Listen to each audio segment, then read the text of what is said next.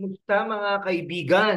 Maligayang pagdating sa isang espesyal na video na puno ng inspirasyon at pag-asa at pagbabago. Ngayon, ipapakita natin sa inyo ang sobrang suporta ng mga pagkwentuhan po natin, no? Ang inyong mga ibang support, sobrang suporta ng mga Rizaleño sa PDP laban ang partido ng Pangulong Rodrigo Roa Duterte, ang bagong mukha ng politika na nagdadala ng bagong pag-asa sa Pilipinas. Handa ka na bang makisaya at matuto? Tara, simulan na natin mga kaibigan.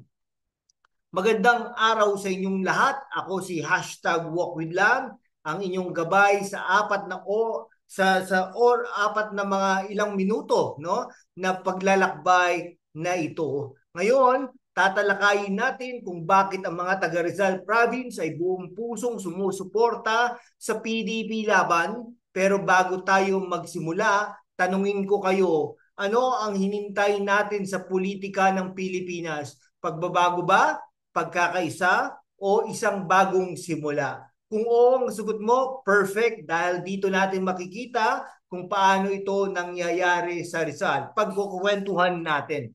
Ang Rizal ay hindi simpleng probinsya. Ito ang puso ng suporta para sa PDP laban ngayon. Pero bakit? Ano ang nagbago at bakit mahalaga ang boses ng mga Rizaleño?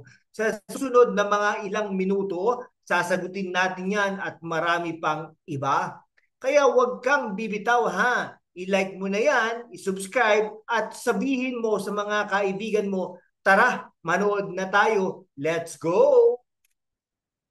Ang Rizal Province po, kilala natin ito bilang tahanan, no, ng mga iba't ibang mga bayani at napakagandang lugar, no? Pero hindi lang kasaysayan ang hatid ng lugar na ito. Matatagpuan malapit sa Metro Manila, ang Rizal ay isang political powerhouse. Sa bawat eleksyon, ang mga butante rito ay may malaking impluwensya sa direksyon ng bansa.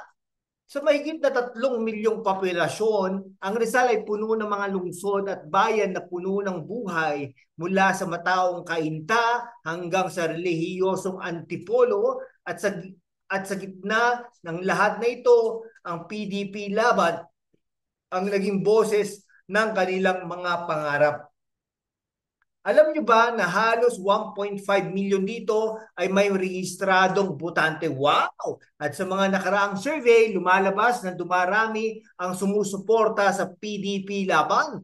Pero hindi lang ito ha. Ito tungkol sa numero, tungkol ito sa bawat kwento ng bawat Rizaleño na naniniwala ng pagbabago. Halimbawa, narinig ko kailan si Aling Maria mula Taytay, sabi niya, kailangan natin ng leader na tunay na nakikinig, at yon ang hatid ng PDP laban. Pero bago natin pag-usapan ang PDP laban, tignan muna natin ang buhay ng mga Rizaleño. Dito makikita mo ang tunay na Pilipino, mga magsasaka na nagtatanim ng palay, mga tindera sa palengke, at mga kabataan na nangangarap ng mga mas magandang bukas. Pero kasabay ng kanilang pagsisikap ay mga hamon, traffic na parang walang katapusan, kakulangan sa trabaho at edukasyon na kailangang mapabuti. Nandito ako ngayon para sabihin sa inyo, no, ang buhay ng mga taga-Cainta. Tignan nyo tong traffic, pero kahit gaano katindi, hindi sumusuko ang mga tao rito. Kaya naman, nang dumating ang PDP laban na may bagong plano at bagong liderato, parang sinagot nito ang mga dasal nila. Pero teka, ano nga bang bagong mukha ng PDP laban at sino ang mga nasa likod nito? Ang PDP laban ay hindi bago sa politika. Matagal na itong partido ng masa, kilala sa laban para sa demokrasya. Sa ngayon, may bagong mukha ito, mga bagong leader, bagong ideya at bagong enerhiya. Sa Rizal, kitang-kita ito sa kanilang mga rally at programa. Kung dati kilala ang PDP laban sa mga veteranong politiko katulad ni Pimentel, ngayon may mga bagong mukha ng mga leader na mas bata katulad ni Bondok, may mas konektado sa tao at puno ng plano para sa kinabukasan katulad ni Robin Padilla. huwag natin kakalimutan, ito ay partido ni Pangulong Rodrigo Roa Duterte. Halimbawa, narinig natin kamay kailan ng isang leader na nangakong aayusin ang traffic sa Rizal. Sabi niya, hindi lang kalsadang gagawin natin, kundi tunay ng pag-asa. Astig, di ba?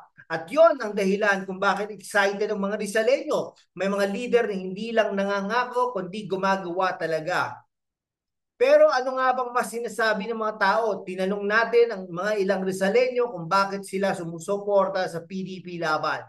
Suporta ko ang PDP Laban kasi nangako sila ng tulong sa mga magsasaka tulad ng isang nakausap natin. Mas magandang presyo ng palay at irigasyon. Sana matupad. Gusto ko mga bagong leader nila, no? Parang sila Hinlo, sila Rodriguez, sila Kibuloy, sila sino pa ba? Sila Bondok, no? Para mas approachable, mas malasakit, sana magtuloy-tuloy na ito. Kasama si Hinlo at si Mata. Narinig nyo yon? Mula sa magsasaka hanggang sa tindera, may pag-asa sila sa PDP Laban. At sa susunod na bahagi, titignan natin ang mas malalim ang mga plano nila. Paano ba nila to gagawing realidad? Ang mga pangakong ito. Pero teka muna ha, hindi pa tapos ang kwento. Sa susunod na mga ilang minuto, ipapakilala natin ang mga bagong mukha ng PDP Laban na mas detalyado. Sino sila, ano ang mga plano nila para sa Rizal at sa buong Pilipinas. At bakit sobrang excited ang mga Rizaleño sa kanila. Kaya huwag kang aalis ha. Pero bago tayo magpatuloy, tanungin ko kayo, anong pangarap mo para sa Rizal? I-comment mo sa baba at baka mabasa yan, yan maya-maya. Hit the like button, i-share sa mga kaibigan mo at sabay-sabay nating tuklasin ang bagong pag-asa ng bayan. Kita-kits ulit tayo sa mga susunod na araw. Vote straight, PDP, laban!